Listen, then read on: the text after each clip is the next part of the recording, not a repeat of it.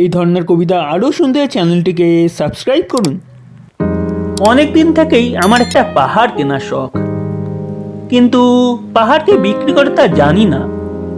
যদি তার দেখা পেতাম, দামের জন্য আটকাতো না। আমার নিজস্ব একটা নদী আছে, সেটা দিয়ে দিতাম পাহাড়টার বদলে। কে না জানে পাহাড়ের চেয়ে নদীর দামই বেশি। পাহাড় স্থায়ী, নদী বহমান। তবু আমি নদীর বদলে পাহাড়টাই কিনতাম, কারণ আমি ঠকতে চাই। নদীটাও অবশ্য কিনেছিলাম একটা দ্বীপের বদলে। ছেলেবেলায় আমার বেশ ছোট্টখাট্ট ছিমছাম একটা দ্বীপ ছিল, সেখানে অসংখ্য প্রজাপতি। শৈশবে দ্বীপটি ছিল আমার বড় প্রিয়। আমার যৌবনে দ্বীপটি আমার কাছে মাপে ছোট লাগলো। প্রবাহমান ছিপছিপে তন্নি নদীটি বেশ পছন্দ হলো আমার। বন্ধুরা বলল, ওইটুকু একটা দ্বীপের বিনিময়ে এত বড় একটা নদী পেয়েছিস, খুব জিতেছিস তো মাইরি। তখন জয়ের আনন্দে আমি বিহ্বল হতাম।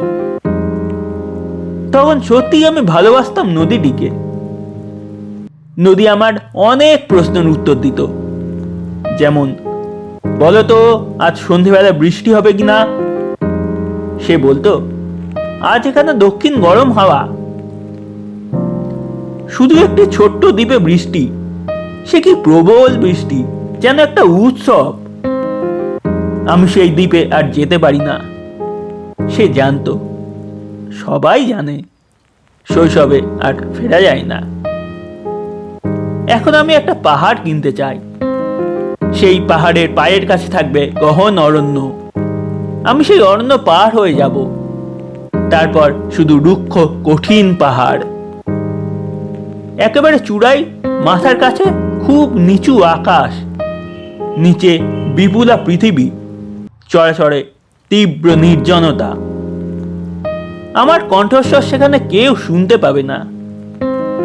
আমি ঈশ্বর মানি না, তিনি আমার মাথার কাছে ঝুঁকে দাঁড়াবেন না। আমি শুধু 10 দিককে উদ্দেশ্য করে বলবো, প্রত্যেক মানুষই অহংকারী।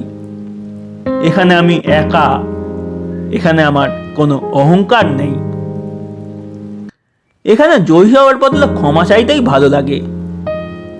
হে 10 দিক, আমি কোনো দোষ করিনি, আমাকে ক্ষমা করো। এই ছিল আজকের কবিতা। ধন্যবাদ।